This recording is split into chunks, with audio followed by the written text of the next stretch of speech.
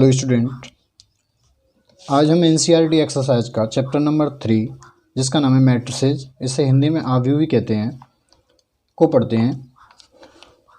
इसमें क्या है, आव्यूह पढ़ने से पहले हम आव्यूह को समझते हैं। आव्यूह क्या है, ठीक है। अगर हम मार्केट में गए और हमने विभिन्न प्रकार की वस्तुएं खरीदी तो उनकी जो प्राइस है वो प्रत्येक दुकान पर अलग अलग है। तो हमने देखा हमें कौन सी दुकान से सामान खरीदना चाहिए, तो इसके लिए हमने एक लिस्ट तैयार की। तो हमने देखा 3 दुकानें हैं ABC, और उसमें वस्तु भी हैं चाय, जैसे हमने यहाँ ली हुई है वस्तु चाय, कॉफ़ी और दूध, और उनकी प्रत्येक की कीमत अलग अलग दुकानों पर अलग अलग है, ठीक है। अब क्या करते हैं, इस सूचना को हम एक अरेंजमेंट में लिख लेते हैं। जैसे मैंने ऐसे लिख लिया इनको, बिना विदाउट शीर्षक के, विदाउट टाइटल के। अब क्या है, हम इसे अच्छा दिखने के लिए एक कोष्टक के अंदर बांध देंगे। बांध दिया, ठीक है, कोष्टक के अंदर बांध दिया। कोष्टक के अंदर इस प्रकार की संख्याओं की आयतीय व्यवस्था को ही हम क्या कहते हैं, आव्यूह कहते हैं, ठीक है। अब देखो यहाँ पे जो हैं, जो पड़ी हुई हैं हॉरिजेंटल लाइन है, इनको क्या बोलते हैं, पंक्ति, रॉज। और खड़ी हुई वर्टिकल लाइन है, इनको क्या बोलेंगे, कॉलम, ठीक है। स्तंभ हिंदी में बोलते हैं स्तंभ। क्लियर है। तो हम मैट्रिक्स की डेफिनेशन देखते हैं तो क्या होती है, ए rectangular arrangement of numbers which में बी रियल और complex number in rows and columns is called a matrix. संख्याएं जो वास्तविक और समकक्ष दोनों तरह की हो सकती हैं कि आयतीय व्यवस्था को आव्यूह कहते हैं, ठीक है। देखो ये आयतीय व्यवस्था है। अब ये संख्याएं कैसी हैं, रॉ, और इनको बोलते हैं कॉल।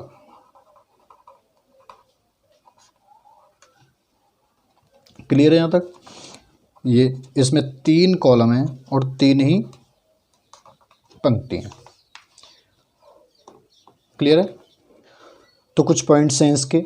जैसे पहला पॉइंट है, this arrangement is enclosed by small, ऐसे ब्रैकेट में लिखेंगे इसे, या बिग ब्रैकेट इसमें, मतलब इस मैट्रिक्स को, इन नंबरों को ऐसे ब्रैकेट, छोटे ब्रैकेट में रख सकते हैं, स्मॉल ब्रैकेट में, और एक बड़ी ब्रैकेट में भी रख सकते हैं, ठीक है। The number are called the elements of the matrix और एंट्रीज इन द मैट्रिक्स। इन एलिमेंट्स को जो मैट्रिक्स के अंदर हैं, इन एलिमेंट्स को हम या तो कहेंगे एलिमेंट्स ऑफ मैट्रिक्स या एंट्रीज इन द मैट्रिक्स, ठीक है। नेक्स्ट पॉइंट है, तीसरा पॉइंट है, a matrix is represented by capital letter. किसी मैट्रिक्स को हम कैपिटल लेटर से रिप्रेजेंट करेंगे, ठीक है। And its elements by small letter, और इसके जो एलिमेंट्स हैं, इसके अंदर जो आएंगे उन्हें हम स्मॉल लेटर में लिखेंगे। जैसे एग्जांपल दिए हुए हैं यहाँ पे, ए इक्वल्स टू मैट्रिक्स में 1 4 2 3, ठीक है, ऐसे यहाँ पे और एग्जांपल दिए हुए हैं। क्लियर है यहाँ तक। नेक्स्ट पॉइंट है, चौथा पॉइंट है, ऑर्डर ऑफ मैट्रिक्स। ये इंपॉर्टेंट है, देखना इसे। ऑर्डर, मैट्रिक्स का ऑर्डर कैसे फाइंड करेंगे, देखो। A matrix having m rows and n columns is called a matrix of order m cross n। इसे m क्रॉस n ना पढ़ के हम इसे m बाई n पढ़ेंगे, यही यहाँ बताया हुआ है। Simply m cross n read as m by n matrix, ठीक है। अगर किसी मैट्रिक्स में m रो हैं और n कॉलम हैं तो उसका जो ऑर्डर होगा वो कितना होगा, m बाई n। जैसे देखते हैं, कोई मैट्रिक्स ले लेता हूँ मैं, 1 2 3 4 5 6 7 8 9, और ले लेता हूँ 11 13 15, ठीक है, ये ली हुई है। तो इसमें देखो रॉ कितनी है, इसमें रॉ है इसमें 1 2 3 4 4 रो हैं और कॉलम कितने, 1 2 3, 3 कॉलम। तो इसका ऑर्डर कितना होगा, 4/3। ठीक है, ऐसे इसका ऑर्डर लिखेंगे। क्लियर है यहाँ तक।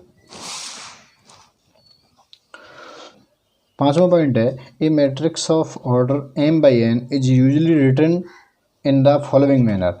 हम किसी मैट्रिक्स को जो m/n ऑर्डर की है, हम किसी मैट्रिक्स को जो m/n ऑर्डर की है, हम उसे इस प्रकार लिख सकते हैं, A11 A equals to A11 A12। अब A11 क्या है, पहला अक्षर, जैसे 1 बता रहा है यहाँ पे रो, कौन सी रो का है, और दूसरा बताया कॉलम। ठीक है, ऐसे ही पहली रो का, फर्स्ट रो का, और दूसरे कॉलम का, सेकंड कॉलम का। ठीक है, ऐसे ही पहला एलिमेंट बताएगा हमें, इसमें फर्स्ट एलिमेंट बताएगा रो की संख्या, फर्स्ट एलिमेंट, फर्स्ट जो नंबर लिखा हुआ है, फर्स्ट नंबर बताएगा रो, और सेकंड नंबर बताएगा कॉलम। यहाँ तक क्लियर है। हम इससे पढ़ लेने से हम इससे ऐसे भी लिख सकते हैं, A इक्वल्स टू AIJ कितने ऑर्डर किए, m/n। यहाँ I इक्वल्स टू 1 2 3 m तक हो सकता है, और J इक्वल्स टू 1 2 3 n तक हो सकता है। कैसे भी लिख सकते हैं। ऐसे ही हम अगर कुछ मैट्रिक्स का ऑर्डर फाइंड करें तो कैसे निकालेंगे ऑर्डर। देखो, मैंने कोई मैट्रिक्स लिखी 3 5 7 8 9 10, ये मैट्रिक्स लिखी मैंने। अब हमें इसका ऑर्डर बताना है, तो रोज, नंबर ऑफ रोज देखेंगे। देखो कितनी, 1 और 2 कॉलम देखेंगे, 1 2 3, 3 कॉलम है, तो कितनी है गई, 2/3 ऑर्डर की मैट्रिक्स है। ऐसे ही 3 5 8 7 5 11 12 15 20, ये कोई मैट्रिक्स लिखी हुई है। इसका ऑर्डर क्या है, देखो पहले पंक्ति, रोज देखेंगे 1 2 3, कॉलम 1 2 3, तो 3/3 की मैट्रिक्स है। क्लियर है। आगे देखते हैं types of matrix.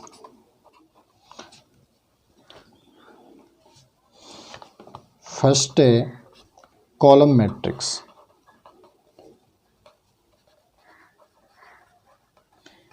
Column matrix में क्या है, इसमें ओनली कॉलम, इसमें ओनली एक कॉलम होगा। पहले एक कॉलम मैट्रिक्स, इसमें क्या है, एक ओनली एक कॉलम होगा, जैसे 2 3 4। रो कितनी है, इसमें रो कितनी भी हो सकती है, परंतु कॉलम क्या होगा, कॉलम एक ही होगा। क्लियर है। नेक्स्ट है रो मैट्रिक्स। जिस मैट्रिक्स में केवल एक रो हो उसे हम रो मैट्रिक्स कहते हैं। ठीक है, जैसे अगर उसमें एक ही रो है, 5 7 8, इसमें क्या है, एक रो है, कॉलम कितने भी हो सकते हैं, परंतु रो कितनी होगी, एक होगी। ठीक है। नेक्स्ट है जीरो और नल मैट्रिक्स। अगर किसी मैट्रिक्स के पूरे एलिमेंट, सारे एलिमेंट जीरो हैं, तो वो मैट्रिक्स क्या होगी, नल मैट्रिक्स होगी। जैसे 0 0 0 0 0, ऐसी मैट्रिक्स क्या होगी, नल मैट्रिक्स या जीरो मैट्रिक्स। नेक्स्ट है स्क्वायर मैट्रिक्स। स्क्वायर मैट्रिक्स में क्या है, a matrix which has equal number of row and column is called a square matrix. तो जिस मैट्रिक्स में पंक्ति और कॉलम की संख्या बराबर होगी वो क्या कहलाएगी, स्क्वायर मैट्रिक्स। जैसे 2 3 4 5, ये 2/2 की स्क्वायर मैट्रिक्स है। इसमें क्या है, दो पंक्ति हैं, 2 रो हैं और 2 कॉलम हैं। क्लियर है। ऐसे ही अगर मैं लिखूं 3 4 5 6 8 9 10 12 13, इसमें क्या है, देखो 3 पंक्ति हैं, 3 रो हैं और 3 ही कॉलम है। ये 3x3 की स्क्वायर मैट्रिक्स है। क्लियर है यहाँ तक? नेक्स्ट है डायगोनल मैट्रिक्स। डायगोनल मैट्रिक्स में क्या है, ओनली पहली बात ये स्क्वायर मैट्रिक्स होगी। डायगोनल मैट्रिक्स कैसी होगी, पहली बात ये स्क्वायर मैट्रिक्स होगी और इसके डायगोनल में जो एलिमेंट मिलेंगे वो एलिमेंट जीरो नहीं होंगे, बाकी सारे एलिमेंट कैसे होंगे, जीरो होंगे। जैसे 2 0 0 0 3 0 0 5 0 0 6। ठीक है, ये मैट्रिक्स क्या है, देखो एक इसके डायगोनल में ओनली मैट्रिक्स नंबर लिखे हुए हैं, बाकी नंबर क्या है इसके, बाकी एलिमेंट क्या है इसके, जीरो है। क्लियर है? डायगोनल मैट्रिक्स में क्या होगा, बाकी सारे एलिमेंट डायगोनल को छोड़कर जीरो होंगे। क्लियर है? नेक्स्ट है स्केलर मैट्रिक्स। इसमें क्या है, इसमें डायगोनल के एलिमेंट जो हैं वो इक्वल होंगे, एक से होंगे और बाकी सभी एलिमेंट्स हैं जीरो होंगे। तो हम इससे बोल सकते हैं a diagonal matrix whose all diagonal elements are equal is called scalar matrix. ठीक है ना, इसके डायगोनल के जो एलिमेंट हैं वो कैसे होंगे, इक्वल होंगे, वो कैसी कहलाएगी, स्केलर मैट्रिक्स। क्लियर है? जैसे यहाँ है 2 2 और 2 और बाकी सारे एलिमेंट्स क्या हैं इसके, जीरो है। ऐसे कैसे भी लिख सकते हो, दूसरी तरह से भी लिख दो, k 0 0 0 k 0 0 0 k, ये भी कैसी है, एक स्केलर मैट्रिक्स है। क्लियर है यहाँ तक? नेक्स्ट है यूनिट और आइडेंटिटी मैट्रिक्स। इसमें क्या है, इसमें जो डायगोनल के जो एलिमेंट हैं वो कैसे होंगे, 1 होंगे। डायगोनल के एलिमेंट्स क्या होंगे, ओनली 1 होंगे और बाकी सारे एलिमेंट क्या होंगे, जीरो होंगे। तो ये इंपॉर्टेंट है, इसकी डेफिनेशन भी देख लेना। A diagonal matrix in which all diagonal elements are 1, diagonal के एलिमेंट्स कैसे होंगे, 1, is called an identity matrix. It is denoted by I. हम इसे आई से डिनोट करते हैं। अब देखो ये कितनी, ये स्क्वायर मैट्रिक्स है 3x3 की, तो हम इससे I3 भी लिख सकते हैं। अगर मैं लिखूं कोई 2 ऑर्डर की मैट्रिक्स की, तो 2 3 4, सॉरी ये गलत लग गई।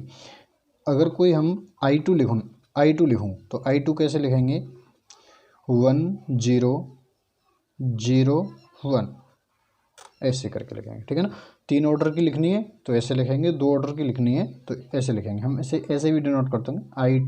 I2 का मतलब क्या है यहाँ पे, तो ये 2 ऑर्डर की है, 2x2 ऑर्डर की है। I3 का मतलब क्या है, यहाँ 3x3 ऑर्डर की है। क्लियर है यहाँ तक? नेक्स्ट मैट्रिक्स है त्रिभुजीय आव्यूह, ट्रायंगुलर मैट्रिक्स। ये 2 प्रकार की होती है, अपर ट्रायंगुलर मैट्रिक्स और लोअर ट्रायंगुलर मैट्रिक्स। उच्च त्रिभुजीय आव्यूह और निम्न त्रिभुजीय आव्यूह, इसे अपर भी बोल देते हैं, अपर त्रिभुजीय आव्यूह। तो अपर ट्रायंगुलर मैट्रिक्स में क्या है, वह वर्ग आव्यूह जिसके मुख्य विकर्ण के नीचे के सभी तत्व शून्य हों, उच्च या अपर त्रिभुजीय आव्यूह कहलाती है। जैसे देखो ये इसका मुख्य विकर्ण है और इसके नीचे के सभी एलिमेंट्स कैसे हैं, जीरो हैं, तो ये कैसी कहलाएगी, अपर त्रिभुजीय आव्यूह, अपर ट्रायंगुलर मैट्रिक्स। ऐसे ही इसमें मुख्य विकर्ण इसका ये है और मुख्य विकर्ण के नीचे के सभी एलिमेंट कैसे हैं, जीरो हैं। और इसमें एक चीज़ और होती है, जो AIJ जो मैट्रिक्स दी हुई होती है उसमें I is greater than J के लिए, I is greater than J के लिए AIJ का मान होता है 0। जैसे ये हमारा जो एलिमेंट है वो ये कितना है, A21, तो इसमें क्या है, I का मान 2 है और J का मान कितना है, 1 है, तो 2 इज ग्रेटर देन 1 और इसके लिए इसका मान कितना है, 0। क्लियर है? तो ये होगी अपर ट्रायंगुलर मैट्रिक्स। और सीधी बात ये है, मुख्य विकर्ण के नीचे के सभी एलिमेंट्स कैसे हों, 0, तो कैसी कहलाएगी, अपर ट्रायंगुलर मैट्रिक्स, उच्च त्रिभुजीय आव्यूह।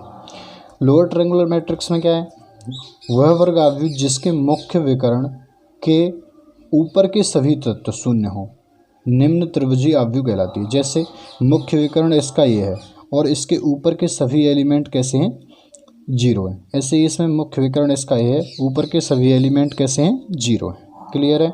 और इसमें वही बात ए आई जे जो मैट्रिक्स दी हुई होगी उसमें ए आई इज लेस देन जे होगा, जे के लिए ए आई जे का मान कितना होगा, जीरो। जैसे ये विकर्ण है, ये एलिमेंट है इसका, ये कौन सा है, A12, तो A12 में I1 इज लेस देन 2, तो इसका मान कितना है, इस एलिमेंट का मान A21 का मान कितना है, 12, A12 का मान कितना है, 0।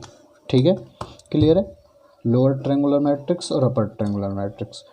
अपर ट्रायंगुलर मैट्रिक्स में नीचे के मुख्य विकर्ण के नीचे के एलिमेंट जीरो होंगे और लोअर ट्रायंगुलर मैट्रिक्स में मुख्य विकर्ण के ऊपर के एलिमेंट्स जीरो होंगे।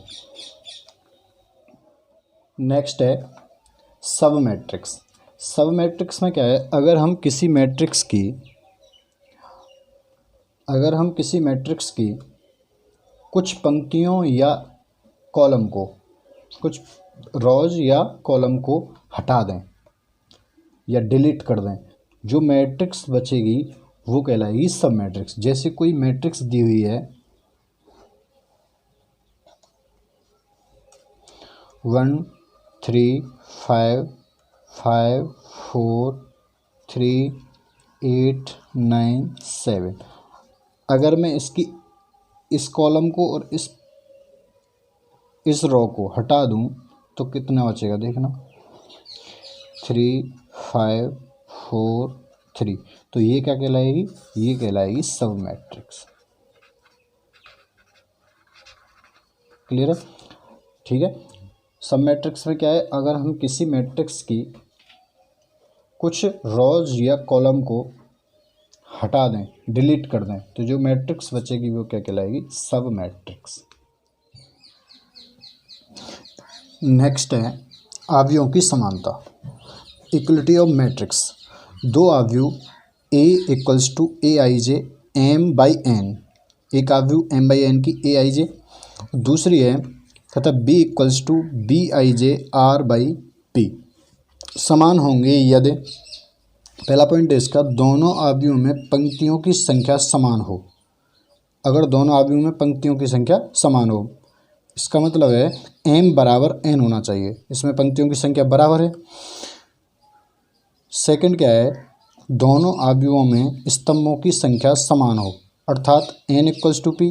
n इक्वल्स टू पी का क्या मतलब है, स्तंभों की संख्या बराबर है। तीसरा पॉइंट है, दोनों आव्यूहों के संगत तत्व बराबर हों। संगत तत्व मतलब ए आई जे इक्वल होगा बी आई जे के। इन तीनों पॉइंटों का मतलब है, पहले दो पॉइंटों का मतलब है कि आव्यूह, दोनों जो आव्यूह होनी चाहिए इक्वलिटी जब दर्शाएंगी जब दोनों आव्यूह समान कोटि की हों, उनका ऑर्डर सेम हो। और जैसे एक देख लेते हैं, कोई आव्यूह लिखी है 3 4 5 6, तो एक आव्यूह ऐसी होगी एक्स वाई 5 6, या x का भी मान पूछ सकता है। तो इस आव्यूह में देखो ये 2/2 की है, ये 2/2 की है, तो पहली पंक्तियों की संख्या बराबर है, पंक्तियों की संख्या बराबर है, पहला पॉइंट तो ये है। सेकंड, कॉलमों की संख्या बराबर है, कॉलम की संख्या बराबर है। दूसरा, तीसरा पॉइंट है इसका, ये पॉइंट A11 B11 के बराबर होगा, मतलब x का मान कितना आ गया, 3। ऐसे ही A12 B12 के बराबर होगा, मतलब y का मान कितना आ गया, 4 हो गया। क्लियर है, ये है इक्वलिटी ऑफ मैट्रिक्स। ऐसे ही कुछ मान हमें दे रखे होंगे और कुछ अननोन वैल्यू दूसरी मैट्रिक्स में दी होंगी, उन अननोन वैल्यू की मान हम ऐसे निकाल सकते हैं। क्लियर है, इक्वलिटी ऑफ मैट्रिक्स समझ में आया।